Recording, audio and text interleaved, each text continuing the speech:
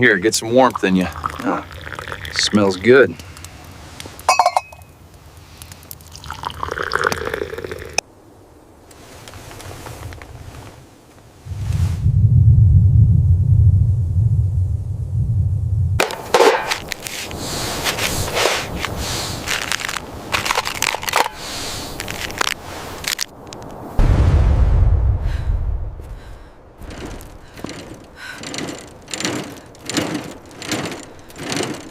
You will sign this document on this line. Failure to comply will result in consequences as stated here.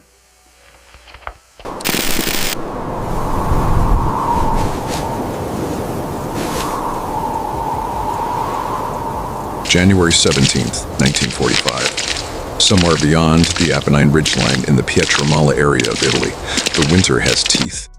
Snow sits heavy on canvas and steel alike. It muffles footfalls and swallows the sound of distant engines, until all that remains is the thin, constant whisper of wind, pushing through bare trees and ruined stone. In a small pocket of activity near an anti-aircraft gun position, steam rises in pale ribbons from a metal urn, and the scent impossible, almost indecent in a world of cordite and wet wool cuts through the cold coffee, hot and bitter and real. A Red Cross worker stands in the storm with two American soldiers passing donuts forward as if the war has paused long enough for something ordinary to survive. The photograph taken that day captures not heroics, not conquest, but the stubborn persistence of a certain kind of plenty, portable, shareable, and strangely quiet in its power. That is where our story begins. Not because German nurses are in Pietramala, not because those donuts will ever reach them, but because the smell of coffee is going to become a kind of frontier, a boundary line that does not show up on any map issued by a general staff, but one that will be crossed again and again in the final months of the war, the line between what German men and women had been told to expect from Americans and what they would actually meet when the Reich collapsed into capture, hunger, and moral exhaustion, and the object that keeps crossing that line, passing from hand to hand, from convoy to improvised aid station, from a Red Cross truck to a prisoner enclosure, is not a rifle, not a flag, not a proclamation. It is a tin, a coffee tin. In the American war, the coffee tin is unglamorous. It is often dented. It rides in crates, in duffels, rattles in trucks, and takes on the smell of gasoline and wet canvas. It is opened with cold fingers and a kind of longing that does not need words. Yet for those who had lived under siege economies, under years of tightening ration scales, under the collapsing logistics of a dying empire, that tin becomes more than packaging. It becomes evidence, proof that somewhere, somehow, there's just a country that can afford to send coffee across an ocean and still have enough left to share. By 1945, the United States had become, in the blunt arithmetic of modern war, the best-fed military machine on Earth. Its rations were industrial products standardized, canned, counted, engineered. The Seekration, developed before the war and refined as it expanded, came in 12-ounce tin plate cans meant to endure transport, mud, and time. In 3 meals a day, it could provide roughly 3,700 calories, along with the small comforts that made it feel like more than fuel: sugar, gum, candy, cigarettes, and coffee. The K-ration, lighter and intended for short missions, offered less, about 2,800 to 30 calories a day, yet still carried the same message inside its packaging. You will be fed, you will be provisioned, you will not be expected to starve as proof of devotion. Even the complaints American soldiers made, monotony, weight, taste, revealed the privilege many of their enemies could no longer imagine. The privilege of criticizing abundance. Now set that against Germany in the same winter. A nation already hollowed out by strategic bombing, strangled by fuel shortages, and bruised by the loss of territories that once fed it. A society where women had been mobilized into every function that could be wrung from them: factories, farms, hospitals, while the propaganda machine kept promising endurance as destiny. In the hospitals and field stations of the Wehrmacht, nurses learned to stretch bandages, to reuse what should have been discarded, to improvise antiseptic, to work under blackout conditions and air raid sirens, and the blunt reality that supply depots were no longer dependable. They also learned what the regime taught them about the enemy. Americans, the propaganda insisted, were materialists, soft, decadent, driven by comfort. Their abundance was framed not as competence but as moral weakness. German soldiers were told that the United States fought with machines because it lacked spirit, that it relied on quantity because it lacked quality, that its people were incapable of sacrifice and therefore incapable of honor. Yet beneath that contempt lay fear. Because even in the most controlled societies, rumors leak through. German troops encountering Americans in 1944 and 1945 saw things they could not unsee. Columns of trucks that seemed to never end. Uniforms and boots that looked consistently new. Medical stations with supplies. Cigarettes passed around like currency. And always the smell of coffee in the field, brewed in places where German units would have been boiling thinner sots if they had anything to boil at all. And so when German nurses, young women trained to care for soldiers who were now dying in defeat, began to fall into American hands, they carried two kinds of expectation at once. One came from propaganda. Americans as brutal occupiers, revenge-driven, contemptuous of Germans, perhaps eager to punish. The other came from observation and rumor. Americans as men who ate well, who had more than they needed, who might, if they chose, make that plenty into a weapon of humiliation. They feared the first. They could not fathom the second. To understand why the moment in our title German nurses crying when American women shared their rations could happen at all, we have to step into the machinery that surrounded these women as the Reich collapsed. Captivity in the West, unlike captivity in the East, did not only mean barbed wire and hunger. It also meant paperwork, regulation, and at least in doctrine law. The rules were not invented in 1945. They were codified in Geneva in 1929. Article 11 of the 1929 Geneva Convention on Prisoners of War stated that the food ration of prisoners shall be equivalent in quantity and quality to that of the depot troops. It was not merely a suggestion. It was framed as an obligation of the detaining power, debt. That clause mattered because it created a baseline. It said, captivity is not supposed to be starvation. It also said something else quietly between the lines. If you treat prisoners decently, you are demonstrating what kind of state you are. The treatment becomes propaganda of a different sort. Propaganda made of calories, blankets, medical attention, and the way a guard speaks when he believes no one is watching. For women prisoners, the convention also contained language that was both paternalistic and protective. Women shall be treated with all consideration due to their sex. In the final months of the war, those words were more than ink. They became the difference between terror and a strange, disorienting survival. But our story does not hinge on American men alone. It hinges on American women, the women who arrived behind the front and in the wake of it, wearing Red Cross insignia, carrying clipboards and cigarettes and powdered mixes, driving trucks that were not weapons yet moved with the Army like part of its bloodstream. The American Red Cross Clubmobile service, staffed by volunteer women, often nicknamed Clubmobile Girls or Donut Dollies, was designed to bring morale to troops in dispersed and mobile war zones. These vehicles were fitted for making coffee and donuts, and they carried the small artifacts of home, gum, cigarettes, magazines, record players. Their job was to be a moving reminder that there was a life beyond the front line. They trained to drive heavy trucks, to camouflage vehicles, to live in mud and cold, to serve in France and Belgium and Luxembourg and Germany as the Allied armies rolled east. In the Red Cross's own descriptions of Clubmobile work, the emphasis is repeatedly on coffee and donuts, on how food offered freely could carry morale more effectively than any speech. And across 1944 to 1946, Red Cross records spoke in numbers so large they almost lost meaning.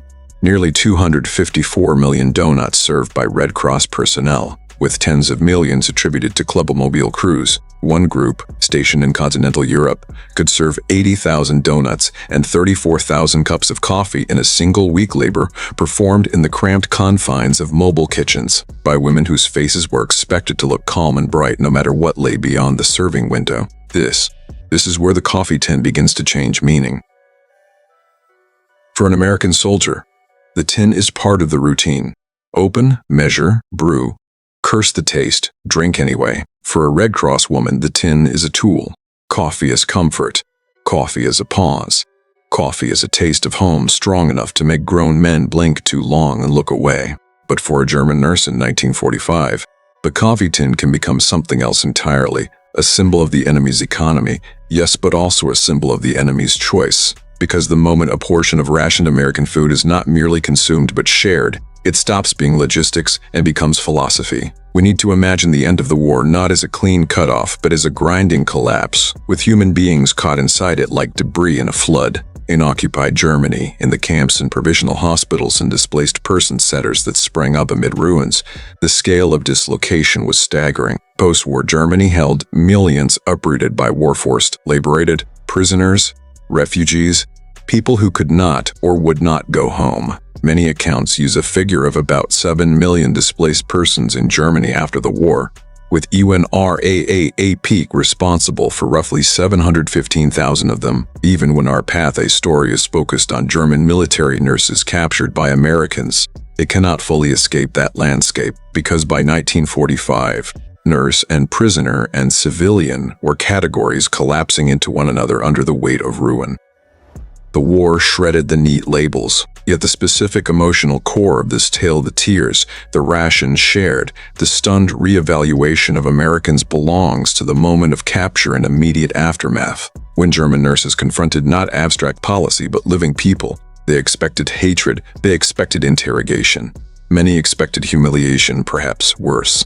Instead, what they often encountered first was procedure, disarmament, identification, evacuation away from the fighting zone. The endless movement of prisoners toward holding areas. Under the Geneva framework, prisoners were to be removed from immediate danger, marched in stages with access to water and food depots where possible. Even the convention's language about evacuation stages, depots, the requirement not to unnecessarily expose prisoners to danger stands as a stark contrast to the Eastern Front's brutal patterns. But procedure alone does not make people cry. Food does. Especially food offered without demand.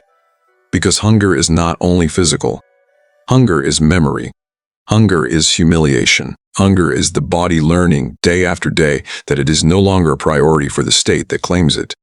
In Germany's final winter, hunger had become a shadow that followed everyone. It hovered in hospitals where the wounded arrived in waves, and the nurses' own rations shrank.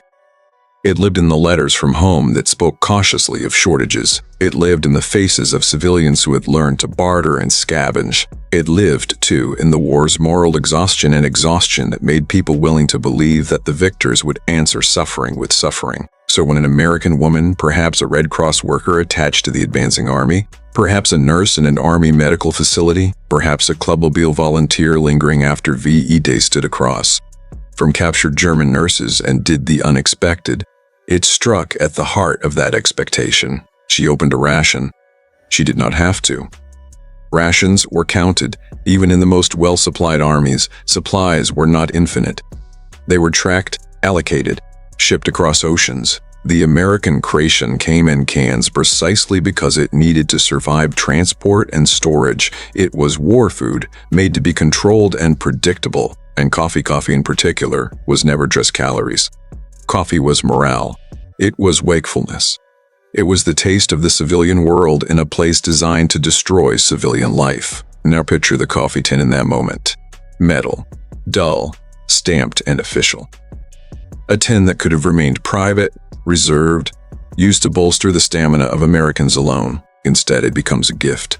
The tin is opened, and with it, the scent rises, sharp, roasted, unmistakably real. And the German nurses, trained to maintain composure amid blood and screaming, trained to be professional under fire, confront a new kind of shock, not the shock of violence, but the shock of undeserved mercy. This is where tears come from. Not because German nurses suddenly become innocent angels. History does not allow that simplification. Many German medical personnel served a criminal regime. Some were implicated directly. Others were not, but existed within its machinery. Compassion is not exoneration. But the point of this story is not exoneration.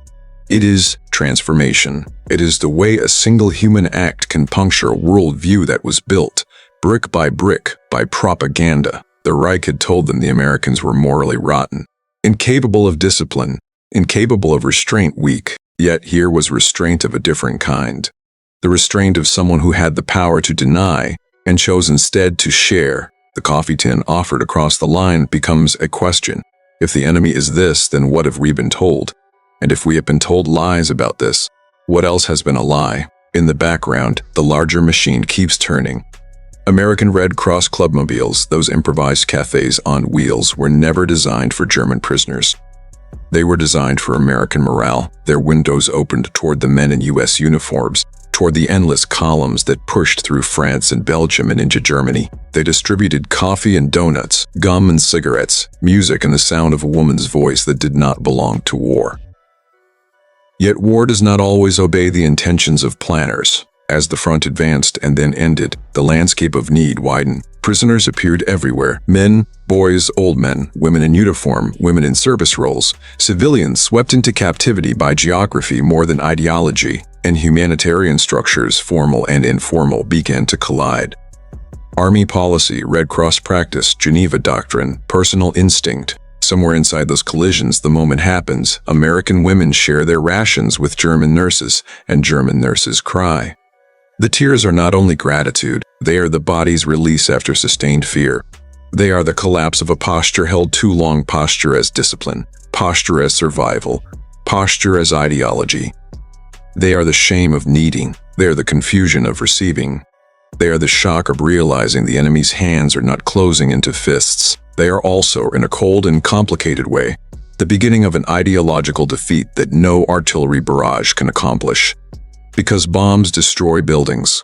Hunger destroys bodies, but mercy destroys certainty. In the propaganda war, the Nazis had tried to make Americans into monsters of excess, greedy, selfish, morally hollow. Yet the moment an American woman opens a ration and shares, excess becomes generosity, and the moral equation flips. And then the coffee tin becomes the recurring witness. It appears again in other places, other days. In improvised prisoner enclosures where captured personnel wait for processing. In hospitals where nurses, American and German alike, move all among the wounded. In the post-war months when relief agencies and military governments struggle to stabilize a shattered continent. When displaced persons camps become cities of the stateless and millions try to trade survival for dignity. The coffee tin appears not always as a gift but as a presence. The sound of its lid, the smell of its contents. The fact of it sitting on a table in a world where tables have been burned for heat. And because it is a tin, it is durable. It survives. It can be reused. It can be kept. It can be carried. It can become a relic. For an American, it is a container. For a German nurse, it can become a memory. The day fear met a kindness it had not prepared for. This, ultimately, is why the title matters. German nurses cried when American women shared their rations with them. Is not merely a sentimental claim. It is a lens into how the end of wars is lived. Not in surrender documents, but in small transactions where one side has enough to choose decency and chooses it. The historical record, especially the official record, often prefers systems. Geneva articles, ration tables, organizational structures. Those are real and they mattered. The Geneva Convention required equivalent rations, and it framed humane treatment as law, not charity. The U.S. Army's ration system did, in fact, carry enough calories for sustained operations. Rations at roughly 3,700 calories a day when consumed as designed. Rations lighter and lower, meant for short missions. The American Red Cross did deploy clubmobiles, staffed by women trained to provide coffee and donuts and morale across Europe, including Germany into 1946. And the visual evidence, the wartime imagery of Red Cross women delivering coffee and donuts in snow and combat conditions, reminds us that these were not abstract roles. They were physical acts performed in the same weather under the same sky, amid the same danger. But the emotional record, the crying lives in the space between those systems, where policy becomes personal. The German nurses in our story had been raised inside a state that taught sacrifice as virtue and obedience as identity. Many had likely watched that identity crumble. By the time they were prisoners, they were not simply representatives of a defeated army. They were women in a world where the social order that promised to protect them had instead conscripted them and then abandoned them. Then they met American women who were not supposed to be there, according to older European assumptions about war. Women who drove trucks, ran mobile kitchens, worked near artillery, and moved with armies not as victims but as agents of morale and care. And those American women carried, among other things, a tin of coffee. Not as conquest, not as taunt, as a shared cup. The transformation that follows is not instant. It does not erase ideology overnight. It does not cleanse guilt or rewrite history. But it introduces doubt, and doubt is dangerous to any total system, because once you have seen an enemy behave like a human being, once you have tasted their coffee and realized it is not poisoned, not stolen, not bait, you have experienced a crack in the wall that propaganda built around your mind. You may still resent, you may still grieve, you may still defend your past choices. But the certainty is no longer total. And in the post-war years, as Germany was forced into a brutal reckoning with what had been done in its name, that loss of certainty mattered. It created space for something that had been forbidden: moral complexity. The ability to separate a people from a regime, the ability to see the victors not only as occupiers but as participants in a new order, an order that, for all its hypocrisies and failures, placed enormous rhetorical weight on law, dignity, and rights. We can even see echoes of that rhetoric in the humanitarian language that began to develop around displaced persons. The idea that certain populations, uprooted and vulnerable, were members of an international community entitled to dignity and protection. But in our story, all of that is still ahead. In 1945, what exists is the immediate, tangible proof of a different world. It is a coffee tin opened in the cold. It is an American woman deciding that her ration is not only hers. It is German nurses, trained to endure, suddenly unable to hold back tears, not because they have become weak, but because the war has finally delivered them a moment that is not governed by violence. And that is the quiet power of abundance when it is paired with restraint. It can become a form of persuasion more durable than fear. Because fear can hold a state together for a time, fear can drive men forward. Fear can silence dissent. But fear cannot brew coffee. Only someone with enough can afford to offer it, and when that offer is made across barbed wire, across language, across the ruins of ideology, the coffee tin stops being a container and becomes a message. There is another way to organize a society, another way to treat the defeated, another way to measure strength, not by what you can take, by what you can spare. In the end, the war in Europe concluded with signatures and ceremonies, with formal surrender and flags lowered. But the deeper end, the end inside people, came later in fragments. In the shock of humane treatment, in the realization that a country can feed its soldiers and still insist, by law and by custom, that prisoners be fed too. For some German nurses, that realization began not with a courtroom or a re-education lecture, but with a tin of coffee and a portion of bread offered by an American woman who had every reason to withhold and chose instead to share. And if you listen closely to the winter wind of 1945 moving through Italy's mountains, through the shattered cities of Germany, through the temporary camps where the world tried to sort human beings into categories again, you can almost imagine that scent traveling too: coffee, bitter, warm, real. A small human proof that the victors did not only bring tanks, they brought a tin. And in that tin was a kind of abundance that for a moment sounded like freedom,